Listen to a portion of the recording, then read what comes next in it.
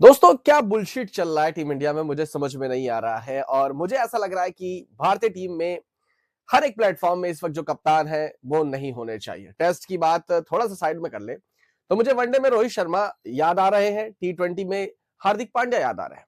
मुझे ऐसा लगता है कि हार्दिक पांड्या जैसे कप्तान को भारतीय टीम की जरूरत है और जब वो कप्तानी कर रहे थे तो ऐसा लग रहा था कि टीम इंडिया बहुत सारे नए खिलाड़ियों की चाह में है, बहुत कुछ नया कर रहा है। जो अच्छा कर रहे थे उनको मौके मिल रहे थे। At that time Rahul Dravid जब कोच हुआ करते थे और इनफैक्ट कि कोच भी कप्तान की सुनता था और कभी ना कभी ऐसा हुआ है कि वहां पे राहुल द्रविड़ उनसे नाराज हुए क्योंकि वो टीम के लिए हमेशा से अग्रसर रहते थे।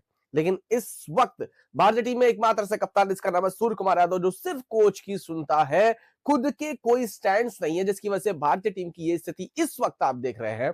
T20 में पहला जो मैच था वो रद्द हुआ, दूसरा मैच चल रहा था और इस मैच में बहुत सारे पॉइंट्स हैं जिस पे मैं बात करूंगा, लेकिन सबसे पहला और इंपॉर्टेंट पॉइंट है भारत का टॉप ऑर्डर। आप क्या चाहते हो? आपको सिर्फ फ्लैट पिचेस मिले और थोड़ी सी बॉल अगर स्विंग होती है, अपना रंग बदलती है, तो आपके बैट्स नहीं चलते। मैं बात कर रहा हूं शुभमन गिल और सूर्य कुमार यादव की। जी हाँ दोस्तों, इनको सबसे पहले उतरना है, इनको कप्तानी चाहिए, इनको वाइस कैप्टनसी चाहिए, इनको सब कुछ चाहिए। लेकिन जब टीम को जरूरत होती है तो इन खिलाड़ियों के बैट से रन नहीं आते हैं। तो यहाँ पे एक सवाल उठता है कि सिर्फ flat pitch, only flat pitch. I think we are missing Yashasvi Jaiswal. हम पूरी तरह से जायसवाल को मिस कर रहे हैं। आई थिंक कुछ ऐसे खिलाड़ी हैं जो टीम में फिट नहीं बैठ रहे हैं। शुभमन गिल वनडे श्रृंखला में स्कोर नहीं कर पाए, 30 से ऊपर का किसी भी मैच में 20 का आंकड़ा नहीं पार हो रहा था। उसके बाद T20 में उन्हें वाइस कैप्टन बनाया गया था, आप सब जानते हैं। वो पहले मैच में भी कुछ अच्छा नहीं किए, थोड़ा बहुत स्कोर्स बने थे, लेकिन सेकंड मैच में आज जब जरूरत थी टीम को, क्योंकि अभी 5 T20 मैचेस की सीरीज है जिसमें ऑस्ट्रेलिया का पल्ला भारी हो चुका है। All the top orders flop हो चुके हैं। संजू सैमसन को जब मौका मिलता है वो वहां पे बल्ला नहीं चलाते हैं। शुभमन गिल को जब मौका मिलता है, जब गेंदबाजी अच्छी होती है, हेजलवुड जैसे खिलाड़ी जब गेंदबाजी करते हैं, जब तो वहां पर हमेशा आप सब देखते हैं कि रन्स नहीं बनते हैं। और सेम ऐसा ही कुछ सूर्य कुमार यादव के साथ है। सूर्य कुमार यादव भारतीय टीम के कप्तान है, लेकिन बल्ले की अगर मैं बात करूं तो बल्ले से रन नहीं बन रहा है सूर्य कुमार यादव के। काफी टाइम से कुछ मैचेस में रन बना देते हैं, लेकिन आई थिंक इस तरह की इनकंसिस्टेंट परफॉर्मेंस के लिए वो कप्तान नहीं है और एक वो टीम के बेहतरीन बल्लेबाज नहीं है। अगर आप उन्हें 360 बोल रहे हैं तो आई थिंक जिस तरह से वो परफॉर्मेंसेस कर रहे हैं, आई डोंट थिंक कि वो डिजर्व करते हैं इस तरह की चीजें।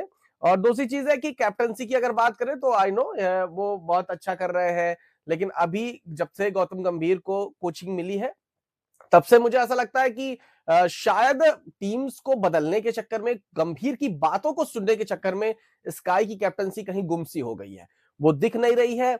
और जिसकी वजह से आप साफ तौर पे देख रहे हैं कि भारतीय टीम में बेहतर ऑप्शंस जो है वो भी टीम में हिस्सा नहीं ले पा रहे हैं। आपने देखा कि कुलदीप यादव बहुत महंगे साबित हुए, लेकिन बहुत सारे चांसेस बनाए। आपने देखा बल्लेबाजी क्रम में इतना ज्यादा हौश पौश है टॉप ऑर्डर्स में कि कोई भी रन ही नहीं बना पा रहा है। और आप अगर ये बोलते हो कि हर्षित राणा को 8वें नंबर पे खिलाने का ये रीजन है कि वो 8वें नंबर पे रन्स बना रहे हैं, भाई 126 नहीं 76 पे भी ऑल आउट होती भारतीय टीम तो भी भारत हारी थी, और 126 पे भी ऑल आउट हुई तो भी भारत हारी थी। हमें 8 नंबर की बल्लेबाजी नहीं बेहतर करनी है भाई। हमें क्यों 8 नंबर की, हमें पहले तो 5 अच्छे गेंदबाज खिलाने हैं। अर्शदीप सिंह उनसे काफी ज्यादा बेहतर है। आप चाहे जितनी टैक्टिक्स उठा के लगा लो, 20 रन एक्स्ट्रा जोड़ने से कुछ नहीं होता जब आपके टॉप ऑर्डर फ्लॉप हो जाते हैं। आप 7 अच्छे बल्लेबाजों को खिलाइए, 6 अच्छे बल्लेबाजों को खिलाइए, वो रन्स बनाएंगे 200। आपके बैटिंग ऑर्डर खराब है तो आप 8वें 9वें नंबर के गेंदबाजों को खिला के क्या प्रूफ करना चाहते हो? हर्षित राणा के वो 30 रन बहुमूल्य आपके लिए होंगे, मेरे लिए बिल्कुल भी बहुमूल्य नहीं है।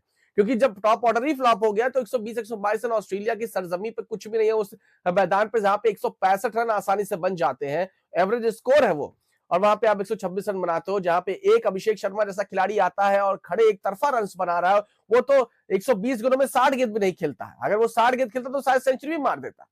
तो आपके जो पुछल्ले बल्लेबाज है, आपके जो टॉप ऑर्डर के बल्लेबाज है, उनको बेहतर करिए। सूर्य जायसवाल जैसे खिलाड़ी को टीम में एंटर करिए, तिलक वर्मा जो बाहर बैठे उन्हें खिलाइए। इस एक शुभमन गिल बैटिंग की वजह से, शुभमन गिल को खिलाने की वजह से तिलक वर्मा भी बाहर बैठ रहे हैं, और उसके बाद क्या बोलते हैं आपके यशस्वी जायसवाल बाहर बैठ रहे हैं, बैटिंग ऑर्डर में चेंजेस हो रहे हैं, सब कुछ बिगड़ रहा है। और सेम हर्षित राणा के साथ हो रहा है। हर्षित राणा को खिलाने के चक्कर में अर्शदीप जैसा खिलाड़ी बाहर बैठ रहा है, सिराज जैसा खिलाड़ी वनडे खेल रहा है, टेस्ट खेल रहा है, और मुझे ऐसा लगता है कि कुछ खिलाड़ियों को इतना ज्यादा आप इंटरेस्ट दिखा रहे हो और उनकी वजह से जो डिजर्व कर रहे हैं उनको भी लैक ऑफ इंटरेस्ट मिल रहा है। भारतीय टीम इस वक्त पूर्ण रूप से राजनीति में है और कैप्टन भी सिर्फ कोच गंभीर की जो हाँ मिला रहे हैं। इससे इससे जो आप साफ तौर पे देख रहे हैं, इससे जो टीम इंडिया का माहौल बिगड़ा हुआ है एज अ क्रिकेटिंग, अगर मैं बात करूं क्रिकेट की भाषा में, तो सही प्रकार से बिल्कुल नहीं चल रहा है। ऑस्ट्रेलिया 3 वनडे मैचेस, एक में जीत हुई जिसमें बल्ला चला रोको का, विराट एंड रोहित। अगर इन दोनों का बल्ला ना चलता वो भी भारतीय टीम मैच हार जाती।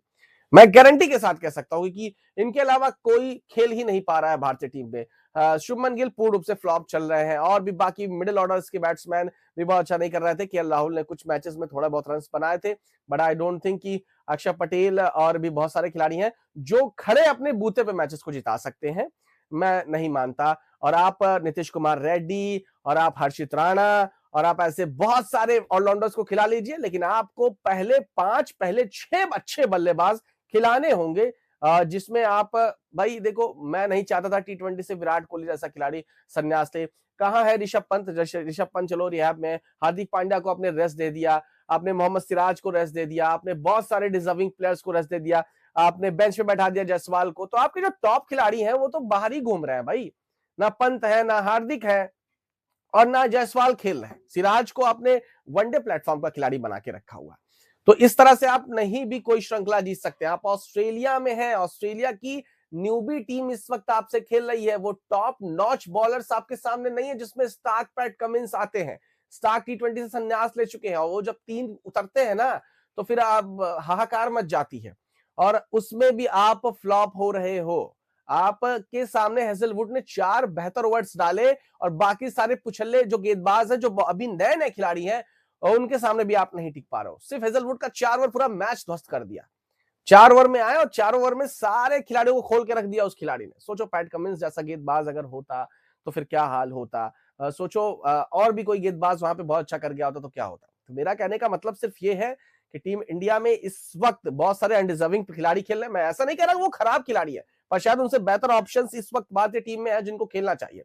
आई थिंक जायसवाल जैसे खिलाड़ी को मौका मिलना चाहिए, जिनको as an opener Abhishek Sharma के साथ रहना चाहिए। उसके बाद तिलक वर्मा हो, स्काई हो, इस तरह से जो होता है, फिर ऋषभ पंत हो, हार्दिक पांड्या हो, ये एक अच्छी टी20 क्रिकेट की टीम तैयार होगी।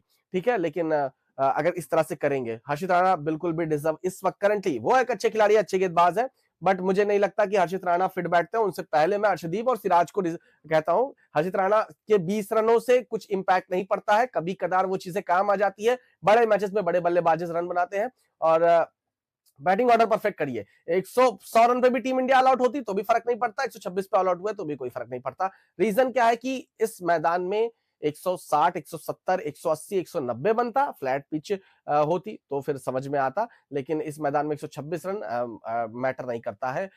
6 बेहतरीन बल्लेबाजों की जरूरत है और मुझे ऐसा नहीं लगता कि टीम इंडिया की बल्लेबाजी इस वक्त बेहतर है।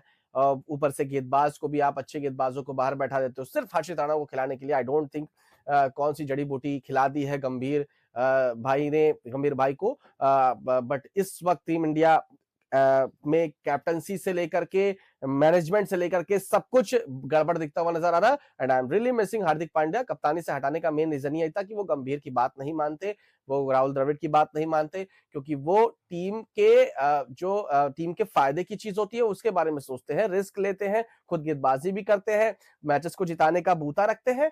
लेकिन सबसे मेन चीज है कि वो सिर्फ आपकी हामी हामी नहीं मिलाएंगे, जो सही होगा उसके पीछे जाएंगे। और आई थिंक क्लैशेस होते, स्काई क्लैशेस नहीं करते, स्काई सुनते हैं, स्काई जो बोलते हैं वो करते हैं, जिसकी वजह से स्काई इस वक्त भारतीय टीम के कप्तान है।